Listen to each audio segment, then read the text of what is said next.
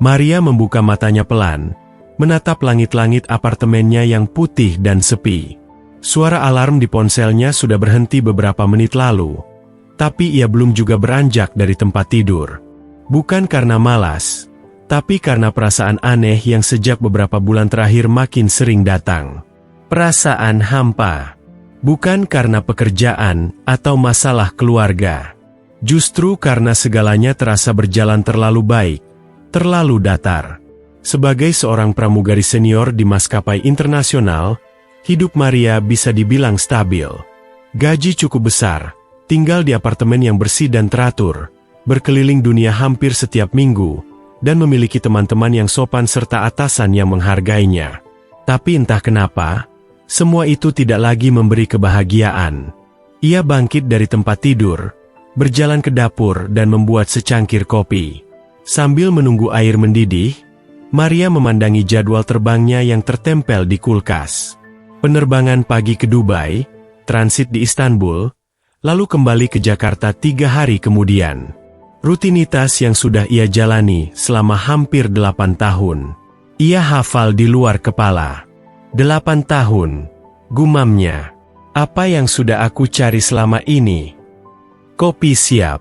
Maria duduk di meja makan kecil, memegang cangkir hangat itu tanpa minum. Pikirannya melayang ke masa lalu. Saat pertama kali ia lulus dari sekolah penerbangan. Betapa bangganya orang tuanya saat melihatnya mengenakan seragam. Tapi kini, setiap kali ia memandang bayangannya di cermin dengan seragam yang sama, ia tak lagi melihat kebanggaan. Ia hanya melihat seseorang yang sibuk menjalani hidup tanpa arah. Hari itu, seperti biasa, Maria pergi ke bandara lebih awal. Ia sudah sangat terbiasa dengan proses check-in kru, briefing sebelum terbang, hingga pembagian tugas. Semua berlangsung lancar, tanpa hambatan. Tapi ada satu hal yang terus ia rasakan, perasaan kosong yang mengganjal. Di ruang tunggu kru, seorang rekan kerja, Siska, menyapanya. "Maria, kamu kelihatan capek, kurang tidur." Maria tersenyum tipis. Biasa, mungkin karena jet lag. Padahal bukan jet lag. Bahkan ia tidur cukup malam sebelumnya. Tapi bagaimana menjelaskan kepada orang lain tentang rasa kosong yang tidak bisa diberi nama? Sesuatu yang tak terlihat, namun terasa berat di dada. Setelah briefing selesai, para kru menuju pesawat. Penumpang mulai naik satu persatu. Maria berdiri di pintu masuk, menyambut mereka dengan senyum profesional yang sudah menjadi kebiasaannya. Ia memperhatikan wajah-wajah penumpang yang datang dari berbagai negara. Muda, tua, pria, wanita, semua dengan tujuan masing-masing. Tapi tak satu pun dari mereka tampak istimewa di matanya hari itu. Hingga seorang pria dengan janggut tipis dan wajah damai datang. Ia tersenyum sopan sambil mengangguk pelan. "Assalamualaikum," ucapnya. Maria, sedikit terkejut dengan sapaan itu, hanya membalas dengan senyum kecil. "Selamat datang di penerbangan kami." Pria itu melangkah masuk dan duduk di kursi dekat jendela, di baris yang nantinya akan jadi tanggung jawab Maria selama penerbangan. Ia terlihat tenang, seperti seseorang yang tidak terganggu oleh apapun di dunia ini. Maria memperhatikannya sekilas, lalu kembali fokus pada tugas. Sepanjang penerbangan, Maria tetap menjalankan pekerjaannya dengan baik. Mengantarkan makanan, membantu penumpang, mengecek sabuk pengaman, dan lain sebagainya. Tapi matanya sesekali mencuri pandang ke pria tadi. Ada sesuatu yang aneh darinya. Bukan dalam arti negatif, tapi lebih seperti damai. Pria itu tidak banyak bicara. Ia membaca buku kecil yang terlihat seperti kitab, lalu beberapa kali menunduk dalam posisi seperti berdoa. Maria memperhatikannya dari jauh, bingung sekaligus kagum. Bagaimana seseorang bisa terlihat setenang itu di tengah hiruk-pikuk pesawat? Saat kembali ke dapur belakang, Maria duduk sebentar. Siska datang menghampiri. "Kamu ngelamun?" Maria tersenyum. "Enggak, cuma capek aja." Tapi di dalam hatinya, Ia tahu itu bukan karena kelelahan fisik. Ada sesuatu yang lain. Dan itu sudah lama ia rasakan. Hidupnya seperti berjalan lurus tanpa belokan. Semua teratur. Tapi tak ada gairah. Tak ada makna. Ia ingat masa kecilnya di gereja. Dulu, setiap hari Minggu, ia datang dengan semangat. Tapi setelah dewasa, segalanya jadi formalitas. Ibadah hanya jadi rutinitas. Doa hanya jadi kebiasaan. Tidak ada yang menyentuh hati. Ia percaya Tuhan, tentu. Tapi apa arti semua itu jika hatinya merasa kosong? Saat pesawat mendarat di Dubai, Maria ikut melayani penumpang yang keluar. Pria tadi turun dengan tenang, kembali mengangguk sopan pada Maria. "Terima kasih. Semoga perjalanan Anda menyenangkan," kata Maria otomatis. Pria itu tersenyum. "Semoga hidup Anda juga menyenangkan." Kalimat itu sederhana. Tapi ada sesuatu di cara dia mengucapkannya yang membuat Maria terdiam beberapa detik. Ia melihat punggung pria itu menjauh di lorong bandara, lalu menghilang di kerumunan. Malam itu, di hotel tempat kru menginap, Maria tidak langsung tidur. Ia duduk di balkon kamar, memandangi langit Dubai yang terang oleh lampu kota. Tapi pikirannya tidak di sana. Ia teringat pria itu. Pria yang bahkan tidak ia tahu namanya. Tapi entah kenapa, ia seperti meninggalkan jejak. Maria membuka ponselnya, mengetik kata, "Assalamualaikum," di mesin pencari. Ia penasaran. Ia ingin tahu apa artinya. "Semoga keselamatan tercurah untukmu." Ia membaca arti itu berulang-ulang. "Keselamatan," gumamnya. "Itu yang aku cari, mungkin." Di saat dunia memujanya karena profesinya, ia sendiri tidak merasa aman dalam dirinya. Ia punya semuanya, tapi tidak punya ketenangan. Mungkin keselamatan yang sejati bukan soal selamat dari bahaya fisik, tapi dari kehampaan yang diam-diam membunuh harapan. Maria menatap malam dengan perasaan aneh. Untuk pertama kalinya dalam waktu yang lama, ia merasa penasaran. Bukan pada dunia, tapi pada sesuatu yang lebih dalam dari itu. Ia tidak tahu apa yang akan ia temukan. Tapi ia tahu, ini bukan lagi tentang pekerjaan atau liburan. Ini tentang hati. Dan hatinya sudah terlalu lama sepi. 3 hari setelah penerbangan ke Dubai, Maria kembali bertugas. Kali ini, ia masuk dalam jadwal penerbangan internasional ke Istanbul. Penerbangan yang panjang, lebih dari 11 jam, dan biasanya penuh dengan penumpang dari berbagai negara. Ia mempersiapkan diri seperti biasa, menyetrika seragam, memeriksa isi koper, lalu memastikan segala dokumen dan perlengkapan sudah lengkap. Maria berdiri di cermin, merapikan rambut dan memasang pin kecil bertuliskan nama dan logo maskapai di dadanya. Ia menatap bayangannya cukup lama. "Sudah siap," gumamnya. Meski dalam hati belum sepenuhnya yakin siap untuk menghadapi pertanyaan-pertanyaan yang makin sering muncul di kepalanya. Di bandara, suasana seperti biasa. Riuh, ramai, dan penuh wajah-wajah dengan tujuan masing-masing. Kru berkumpul untuk briefing sebelum penerbangan. Siska ada di sana lagi, menyapanya dengan ramah. "Kayaknya kamu agak beda sekarang," kata Siska sambil menatap Maria. "Beda gimana?" tanya Maria. "Entahlah, kayak lebih tenang." Maria hanya tersenyum. Dalam hatinya, ia tahu itu karena kejadian di penerbangan sebelumnya. Bukan kejadian besar, memang, tapi pertemuan singkat dengan pria muslim itu meninggalkan kesan yang dalam. Ia bahkan tidak tahu siapa namanya, tapi sosok itu menghantui pikirannya dengan cara yang tidak bisa ia jelaskan. Penerbangan pun dimulai. Setelah penumpang masuk satu persatu dan duduk di kursi masing-masing, Maria menyapa mereka dengan senyum profesional. Lalu, di antara gelombang penumpang yang lewat, matanya menangkap sosok yang tak asing. Maria tertegun. Pria itu, pria yang sama. Penumpang muslim dengan wajah damai itu kembali berdiri di depannya. Kali ini dengan pakaian yang lebih santai, membawa ransel kecil di tangannya. Ia tersenyum. "Assalamualaikum," sapanya seperti dulu. Maria tidak bisa menahan senyum. "Waalaikumsalam," jawabnya, meskipun belum benar-benar tahu bagaimana mengucapkannya dengan tepat.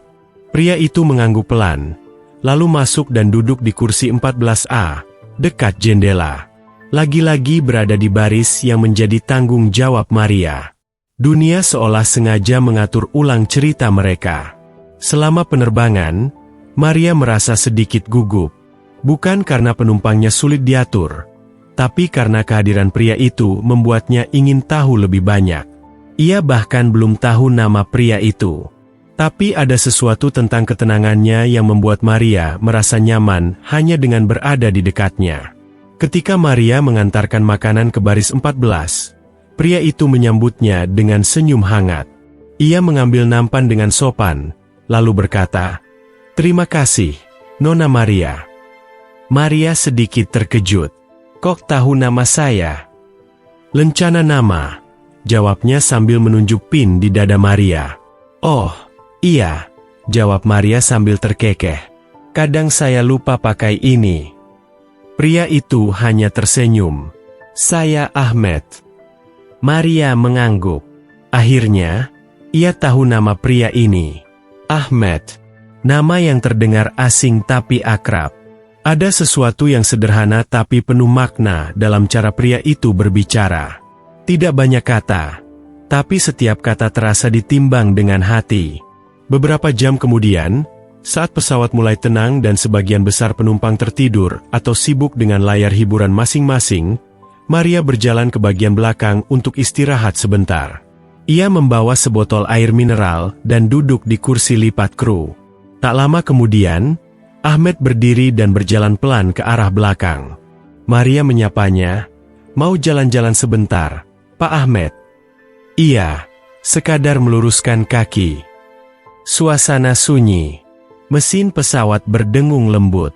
Maria merasa ini momen yang pas untuk mengobrol, meski ia sendiri tidak yakin apa yang ingin ia bicarakan.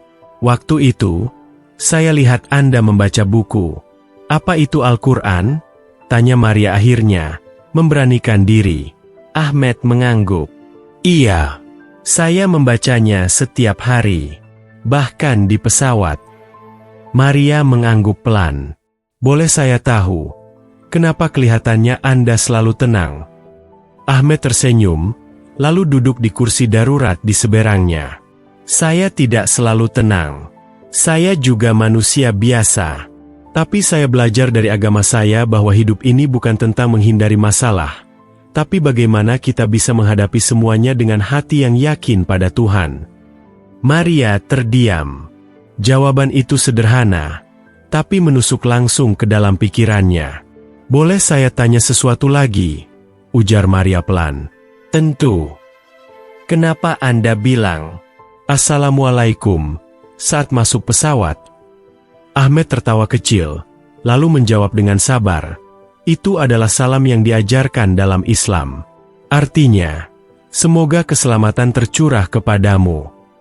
Kami ucapkan kepada siapa saja, Muslim atau non-Muslim, karena itu adalah doa." Maria menunduk. "Itu indah sekali.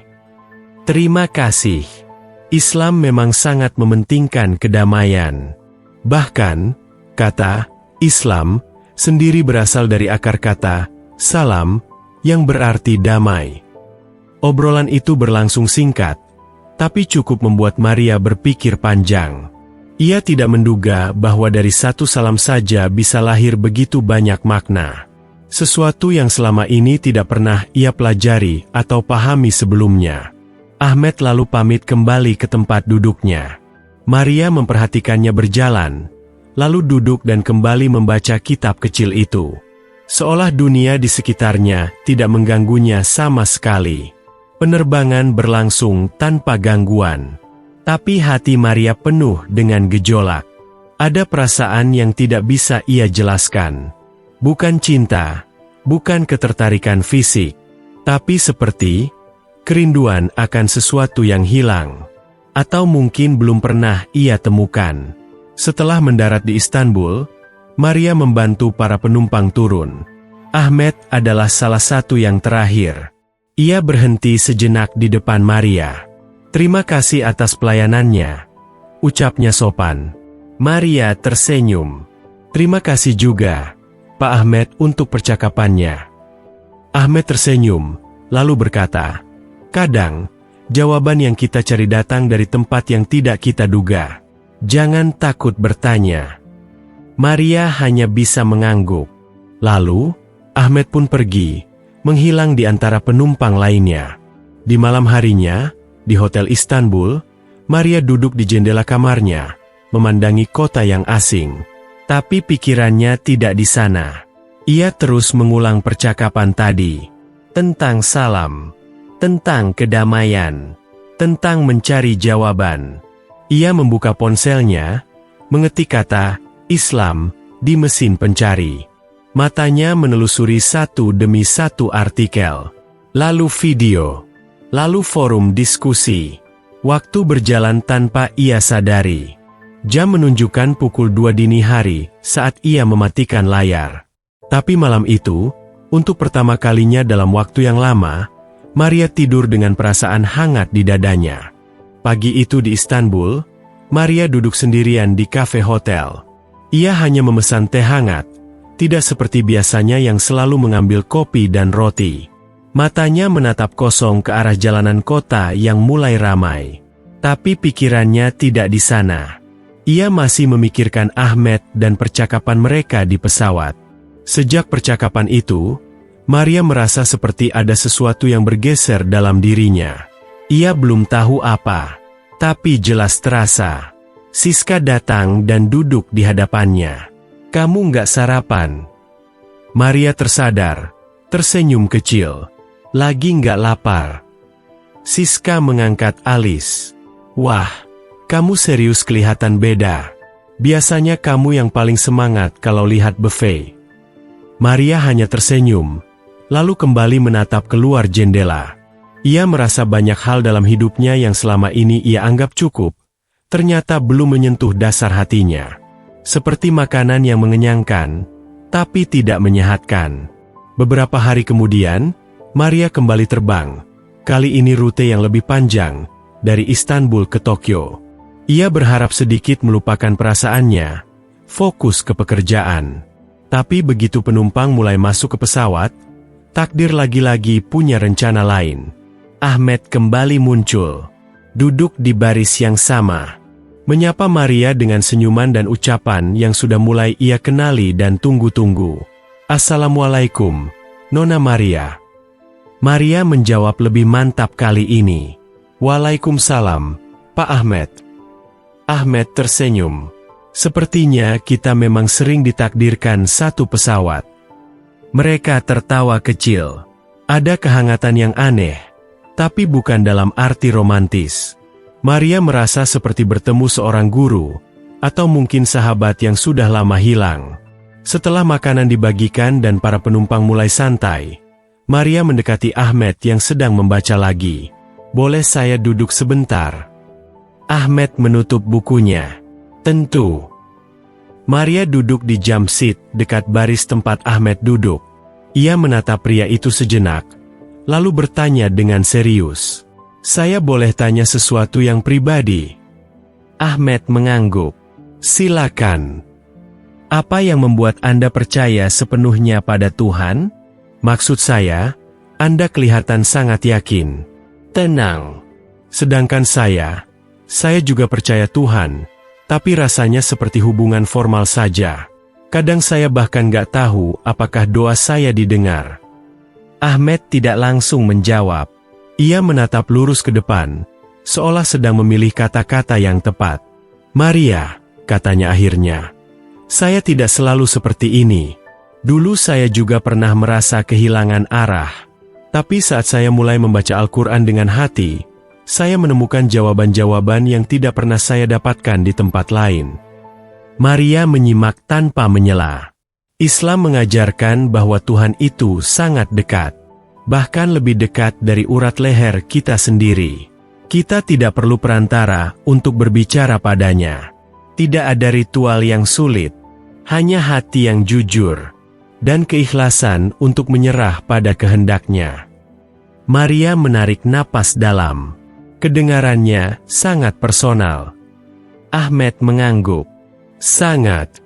Doa bukan hanya permintaan, tapi juga pengakuan bahwa kita ini lemah. Dan saat kita mengakui kelemahan itu, justru disitulah kekuatan kita tumbuh. Maria menunduk. Saya sudah lama tidak berdoa dengan sungguh-sungguh. Kamu tahu, kata Ahmed pelan, bahkan dalam Islam, saat kamu merasa jauh dari Tuhan, itu bisa jadi tanda bahwa Tuhan sedang mengundangmu untuk mendekat. Kalimat itu menghantam hati Maria seperti ombak yang menerpa batu karang yang sudah retak. Ia memandang Ahmed dengan mata berkaca. Saya nggak tahu kenapa saya merasa begitu tersentuh. Ini semua aneh tapi nyata. Ahmed tersenyum. Itu bukan aneh. Itu fitrah. Setiap manusia diciptakan dengan fitrah untuk mencari kebenaran. Dan ketika kamu mulai bertanya, berarti hatimu sedang dibimbing. Maria tidak bisa berkata-kata. Ia hanya mengangguk. Hatanya terasa penuh. Untuk pertama kalinya, ia merasa sedang berbicara tentang sesuatu yang benar-benar penting dalam hidupnya. Penerbangan itu menjadi titik balik. Tidak ada drama, tidak ada kejadian luar biasa. Hanya percakapan sederhana antara dua orang dari latar belakang berbeda, tapi dengan satu kesamaan, sama-sama mencari makna. Sebelum pesawat mendarat, Ahmed menyodorkan sesuatu pada Maria. Sebuah buku kecil dengan sampul biru. Ini terjemahan Al-Quran dalam bahasa Inggris. Saya pernah punya pertanyaan-pertanyaan yang sama denganmu. Buku ini membantu saya. Mungkin ini bisa membantumu juga. Maria menerimanya dengan ragu-ragu. Tapi kemudian berkata, terima kasih. Saya akan coba membacanya. Ahmed hanya mengangguk. Bacalah dengan hati. Jangan terburu-buru. Tuhan tidak pernah tergesa. Setelah mendarat dan para penumpang turun, Maria menyimpan buku itu di dalam tas kecilnya, di antara buku catatan dan paspor. Tapi tempatnya terasa lebih penting dari sekadar dokumen. Buku itu seperti membawa sesuatu yang lebih besar. Janji dari petunjuk yang mungkin selama ini ia cari. Malam harinya, di kamar hotel di Tokyo, Maria duduk di tempat tidur sambil membuka halaman pertama. Ia tidak langsung membaca semuanya, tapi hanya paragraf pembuka dan 1-2 ayat. Dan anehnya, hanya dari beberapa baris itu saja, Maria merasa dadanya hangat. Bukan karena emosi, tapi karena seperti ada sesuatu yang selama ini tertutup perlahan terbuka. Ia tidak tahu akan kemana semua ini membawanya. Tapi ia tahu satu hal. Hidupnya tidak akan sama lagi. Beberapa minggu setelah penerbangan ke Tokyo, hidup Maria perlahan mulai berubah. Tapi bukan dalam bentuk yang terlihat dari luar. Ia tetap bekerja, tetap tersenyum saat menyambut penumpang, tetap menjalankan tugasnya sebagai pramugari profesional. Namun, di dalam dirinya, badai kecil mulai berputar. Setiap malam saat ia tidak terbang, Maria membuka kembali buku kecil pemberian Ahmed. Terjemahan Al-Quran itu dibacanya perlahan. 1 ayat, 1 paragraf, kadang diulang-ulang. Ia belum memahami semua maknanya, tapi ada bagian-bagian yang seolah berbicara langsung padanya. Sesungguhnya, hanya dengan mengingat Allah hati menjadi tenang. Kalimat itu, misalnya, membuatnya berhenti membaca selama beberapa menit. Ia merenung. Apakah ini yang selama ini ia cari? Ketentraman hati? Tapi di tengah rasa penasaran itu, muncul juga gelombang keraguan. Ia mulai mempertanyakan banyak hal. Bagaimana dengan imannya selama ini? Bagaimana dengan keluarganya? Ia adalah anak sulung dari keluarga Kristen yang taat. Orang tuanya aktif di gereja. Ia sendiri tumbuh besar dalam lingkungan yang religius. Meski beberapa tahun terakhir jarang ke gereja karena jadwal kerjanya. Maria juga merasa bersalah. Apakah ia sedang mengkhianati kepercayaannya sendiri, hanya karena pertemuan singkat dengan seorang pria yang bahkan tidak dikenalnya dengan baik? Apakah ia sedang terbawa suasana? Di malam-malam seperti itu, Maria merasa pikirannya bertarung sendiri. Di satu sisi, ia ingin tahu lebih banyak. Di sisi lain, ia takut tersesat. Takut membuat keputusan yang salah. Takut melukai orang-orang yang ia cintai. Akhirnya, ia mencoba mencari jalan tengah. Ia mulai menonton video, membaca artikel, mendengarkan ceramah dari berbagai sudut pandang. Ia tidak hanya mencari tentang Islam, tapi juga membandingkannya dengan keyakinan lamanya. Ia ingin mencari bukan karena emosi sesaat, tapi karena pemahaman. Suatu malam, Maria menelepon adiknya di Surabaya. Mereka berbincang santai, lalu adiknya bertanya, "Kak, kenapa sekarang jarang ke gereja? Mama sering nanya." "Loh?" Maria terdiam sejenak, lalu menjawab, "Aku lagi banyak pikiran. Lagi mencoba memahami beberapa hal." Adiknya tertawa, "Kakak ini, jangan kebanyakan mikir, nanti malah tambah bingung." Mereka tertawa, tapi hati Maria terasa berat. Ia tahu, cepat atau lambat, ia harus memberi jawaban yang lebih jujur. Beberapa hari kemudian, Maria kembali bertugas dalam penerbangan ke Kuala Lumpur. Di hotel tempat ia menginap, ia menyempatkan diri untuk berjalan-jalan. Ia sengaja melewati sebuah masjid besar di pusat kota. Awalnya hanya ingin melihat dari luar, tapi entah kenapa, langkahnya terasa ditarik ke dalam. Ia berdiri di halaman masjid, memperhatikan orang-orang yang datang dan pergi. Ada yang tua, ada yang muda, beberapa datang dengan keluarga. Wajah-wajah itu terlihat damai. Tidak ada yang mengenalnya, tidak ada yang memperhatikannya. Seorang wanita paruh baya mendekatinya. "Mau lihat-lihat, Mbak?" Maria sedikit kaget. "Iya, Bu. Maaf, saya cuma lewat." "Gak apa-apa. Masjid ini terbuka buat siapa aja. Kalau mau tanya-tanya juga boleh." Wanita itu ternyata relawan yang bertugas menjelaskan tentang Islam kepada pengunjung non-Muslim. Maria sempat ragu, tapi akhirnya mengangguk. Mereka duduk di bangku taman kecil di samping masjid. Maria bertanya banyak hal. Apa arti sholat? Kenapa Muslim berpuasa? Kenapa wanita Muslim berjilbab?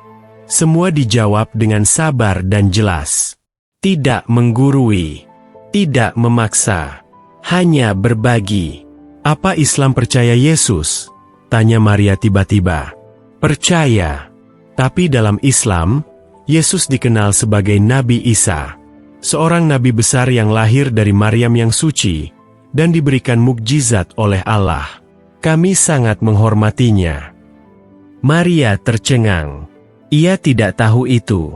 "Jadi, Muslim tidak membenci agama lain?" Wanita itu tersenyum. "Tidak. Islam mengajarkan untuk menghormati semua agama. Yang penting adalah ketakwaan dan akhlak." Percakapan itu membuat Maria semakin yakin bahwa Islam bukan seperti yang selama ini ia bayangkan. Bukan agama yang keras, bukan juga agama yang menakutkan, tapi agama yang memberi ruang untuk berpikir, bertanya, dan mencari. Malam itu, Maria kembali ke hotel dengan hati campur aduk. Ia merasa lebih dekat, tapi juga semakin takut. Karena semakin dekat ia pada jawaban, semakin besar konsekuensinya. Esoknya, sebelum pulang ke Jakarta, Maria membuka ponsel dan mengirim pesan ke Ahmed. Ia menyimpan nomor Ahmed sejak penerbangan terakhir, saat pria itu meninggalkan kartu nama kecil bertuliskan, "Jika kamu ingin bertanya lebih dalam, aku bersedia menemani prosesmu." Maria ragu-ragu menulis, "Pak Ahmed, saya Maria. Boleh saya bertanya sesuatu? Apakah berpindah keyakinan dalam Islam harus dipaksakan, atau itu datang dari dalam diri?" Tak lama kemudian, balasan masuk. "Tidak ada paksaan dalam agama. Itu ayat dalam Al-Quran. Iman yang benar hanya tumbuh dari hati yang jujur. Jika kamu mencari dengan sungguh-sungguh, Tuhan sendiri yang akan menuntunmu." Maria membaca pesan itu berulang-ulang, lalu memejamkan mata. Ia tidak tahu apakah ia sudah siap. Tapi satu hal pasti, ia sudah tidak bisa kembali ke titik awal. Pintu pencarian sudah terbuka. Dan ia tidak bisa pura-pura tidak melihat cahaya di baliknya. Hari-hari berikutnya terasa berbeda bagi Maria. Ia masih menjalani rutinitas yang sama, menyambut penumpang, tersenyum, memeriksa sabuk pengaman, dan menyajikan makanan. Tapi di balik setiap langkah profesional itu, ada gelombang kecil yang mulai tenang dalam dirinya. Tidak lagi bergejolak seperti sebelumnya, tapi berubah menjadi rasa ingin tahu yang lebih dalam dan damai. Ia mulai menyisihkan waktu untuk membaca terjemahan Al-Quran, bukan lagi sekadar untuk tahu, tapi untuk benar-benar memahami. Ia mencatat ayat-ayat yang menyentuh hatinya, membandingkannya dengan ajaran yang ia anut sejak kecil, lalu merenung diam-diam di dalam kamarnya. Bukan untuk membandingkan mana yang lebih baik, tapi untuk memahami apa yang paling sesuai dengan suara hatinya. Salah satu ayat yang membuatnya tertegun berbunyi, "Dan barang siapa yang Allah kehendaki untuk diberi petunjuk, niscaya dia akan melapangkan dadanya untuk menerima Islam." Quran Surat Al-An'am 125. Ia membaca ayat itu berkali-kali, dan setiap kali membacanya, ia merasa seolah ditenangkan. Ada kedamaian yang sulit dijelaskan. Tidak meledak-ledak seperti kebahagiaan sesaat, tapi seperti pelukan yang lembut di saat ia paling butuh penguatan. Maria mencoba untuk tidak terlalu tergesa. Ia menonton ceramah dari para mualaf, mendengar kisah orang-orang yang mengalami hal serupa dengannya. Ada yang dulunya ateis, ada yang berlatar Kristen, Buddha, bahkan Hindu. Tapi hampir semuanya mengatakan hal yang sama, bahwa hidayah datang saat hati mulai benar-benar bertanya. Suatu sore, setelah pulang dari penerbangan rute Jakarta-Singapura, Maria memutuskan untuk pergi ke sebuah taman di daerah Tebet. Ia membawa buku catatannya, Al-Quran terjemahan, dan sebotol air. Duduk di bangku taman, ia membuka halaman yang ia beri tanda kecil sebelumnya. Ia membaca tentang kisah Nabi Ibrahim, yang mencari Tuhan dengan melihat bintang, bulan, dan matahari. Bagaimana pencariannya membawa pada satu kesimpulan, bahwa Tuhan bukan makhluk, bukan benda langit, dan bukan sesuatu yang dapat ditentukan oleh budaya. Tuhan adalah satu, dan tidak menyerupai apapun. Maria menutup bukunya pelan. "Kenapa aku baru tahu semua ini sekarang?" bisiknya. Langit mulai mendung. Awan abu-abu menggulung di atas taman. Angin bertiup pelan. Tapi Maria tidak beranjak. Ia merasa seperti sedang dimandikan cahaya, meskipun matahari tertutup awan. Pikirannya kembali pada Ahmed. Bukan tentang sosoknya, tapi tentang kalimat-kalimat sederhana yang ia ucapkan. Bahwa doa adalah hubungan personal, bahwa Tuhan dekat, bahwa Islam bukan agama yang menuntut kesempurnaan manusia, tapi mengajarkan manusia untuk terus belajar. Malamnya, Maria kembali menghubungi Ahmed. Ia mengetik pesan, "Pak Ahmed, saya belum tahu apa keputusan saya, tapi saya merasa Islam menjawab banyak pertanyaan yang saya simpan selama ini, dan saya mulai merasa tenang." Ahmed membalas, "Tenang adalah salah satu tanda cahaya itu sudah mulai menyentuh hatimu. Jangan terburu-buru. Lanjutkan perjalananmu." Keesokan harinya, Maria bertemu dengan seorang sahabat lamanya, Fanny, di sebuah kafe. Mereka sudah lama tidak bertemu karena kesibukan masing-masing. "Maria, kamu kelihatan beda. Lebih adem, ya?" tanya Fanny sambil menyeruput kopi. Maria tersenyum. "Aku lagi banyak berpikir belakangan ini. Tentang hidup, tentang iman, tentang semuanya." Fanny mengangguk. "Lagi masa kontemplasi, ya?" Maria ragu sejenak, lalu memutuskan untuk jujur. "Aku lagi belajar Islam." Fanny terdiam. Matanya membesar. "Serius?" Maria mengangguk. Aku belum tahu akan kemana semua ini. Tapi aku merasa seperti menemukan sesuatu yang hilang. Fanny menarik napas panjang. Wow, aku nggak nyangka. Tapi aku senang kamu jujur. Selama kamu nggak terpaksa dan kamu tenang, aku percaya itu baik. Maria tersenyum, merasa lega. Ini pertama kalinya ia mengungkapkan itu secara terbuka. Dan tanggapan Fanny membuatnya merasa tidak sendiri. Hari-hari selanjutnya, Maria semakin berani belajar lebih dalam. Ia mulai mengikuti kelas daring tentang dasar-dasar Islam, diam-diam datang ke masjid untuk mengamati dari jauh, dan bahkan mulai mencoba berdoa dengan cara Islam, bukan sebagai bentuk ibadah, tapi latihan memahami. Dan anehnya, setiap kali ia bersujud, meski belum tahu bacaan secara lengkap, ia menangis. Air mata itu bukan karena sedih, tapi karena perasaan diterima, dipeluk, dan dimengerti. Perasaan yang belum pernah ia alami bahkan di tengah kebisingan dunia tempat ia biasa bekerja. Suatu malam, ia bermimpi. Dalam mimpi itu, ia berjalan di lorong panjang yang gelap. Di ujung lorong, ada cahaya terang. Ia berjalan pelan, ragu. Tapi saat semakin dekat, cahaya itu tidak menyilaukan, justru menghangatkan. Di tengah cahaya itu, terdengar suara lembut yang berkata, "Kamu tidak sendiri." Maria terbangun dengan napas terengah, tapi tidak takut. Ia merasa seperti baru saja mendapat pelukan dari langit. Hari itu juga, ia kembali mengirim pesan pada Ahmed. "Saya merasa sudah semakin yakin, tapi saya takut. Bukan pada Islam, tapi pada perubahan itu sendiri. Saya takut kehilangan keluarga saya, teman-teman saya, pekerjaan saya."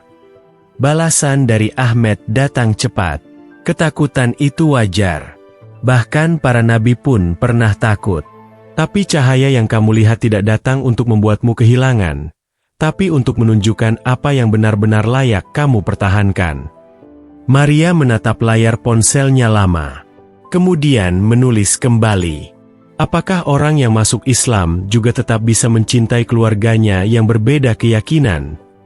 Ahmed membalas, "Justru harus lebih mencintai. Islam tidak menghapus hubungan, ia menyempurnakannya." Nabi Muhammad pun tetap mencintai pamannya, walau sang paman tak pernah masuk Islam. Malam itu, Maria duduk di sajadah kecil yang ia beli diam-diam dari toko online. Ia menyalakan lampu temaram, lalu membuka YouTube untuk mengikuti gerakan sholat. Ia belum hafal semua doa, tapi ia tahu arah kiblat, dan ia tahu niatnya. Di tengah sujud, ia menangis. Bukan karena takut, tapi karena merasa menemukan apa yang selama ini ia cari. Ia belum mengucapkan 2 kalimat syahadat secara resmi. Tapi di dalam hatinya, cahaya itu sudah menjadi bagian dari dirinya.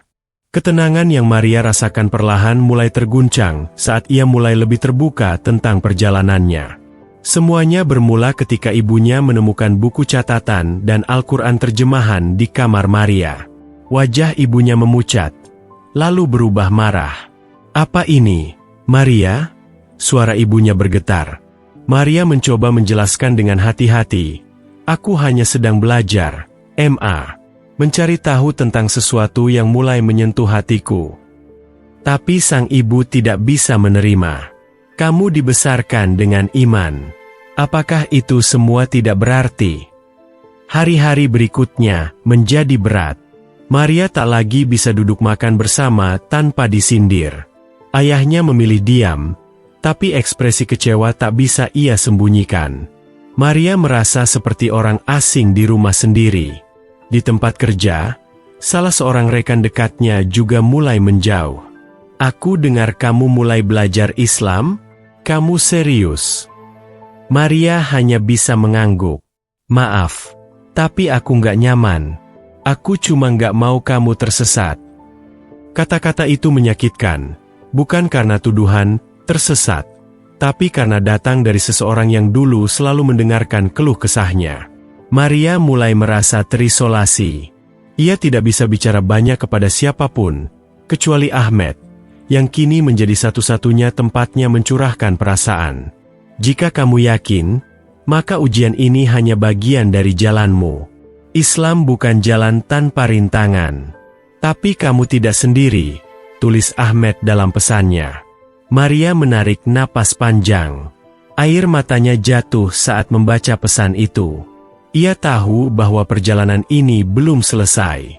Tapi ia juga tahu, semakin banyak hal yang mencoba menariknya kembali, semakin kuat tekad yang tumbuh dalam hatinya. Ia mulai mengerti bahwa hidayah bukan hanya tentang cahaya yang datang, tapi tentang keberanian untuk tetap berjalan, meski banyak yang tidak setuju. Dan di tengah badai penolakan itu, ia merasa satu hal yang tidak pernah berubah, ketenangan itu masih ada. Pagi itu, Maria berdiri di depan cermin. Ia mengenakan gaun panjang sederhana dan selembar jilbab yang baru saja ia beli diam-diam. Tangannya gemetar, tapi hatinya mantap. Hari itu, ia telah memutuskan. Setelah bulan-bulan pergolakan batin, pertanyaan, air mata, dan doa dalam diam, Maria memantapkan hati untuk mengucapkan 2 kalimat syahadat. Ia menghubungi Ahmed, dan bersama seorang ustazah perempuan yang ia temui dari komunitas mualaf, Maria memulai langkah barunya. Sore itu, di sebuah ruangan kecil nan sederhana, ia duduk bersila. Suaranya pelan namun tegas. Asyhadu alla ilaha illallah wa asyhadu anna Muhammadan Rasulullah. Air matanya mengalir deras. Bukan karena sedih, melainkan karena beban lama seperti luruh dari pundaknya. Ia merasakan sesuatu yang tak bisa dijelaskan. Tenang, lega, dan utuh. Ahmed, yang hadir secara daring, tersenyum. Selamat datang, Maria. Ini bukan akhir. Ini permulaan. Maria tahu benar bahwa jalan di depan tidak akan mudah. Ia sudah kehilangan kepercayaan beberapa teman, dan keluarganya mungkin belum bisa menerima. Tapi untuk pertama kalinya dalam hidup, ia merasa bahwa ia memilih dengan sepenuh hati, bukan karena tuntutan atau warisan, tapi karena kebenaran yang ia temukan sendiri. Langkahnya masih goyah, tapi arah tujuannya sudah jelas. Dan itu cukup untuk membuatnya terus berjalan. Beberapa bulan setelah Maria mengucap syahadat, hidupnya mulai menemukan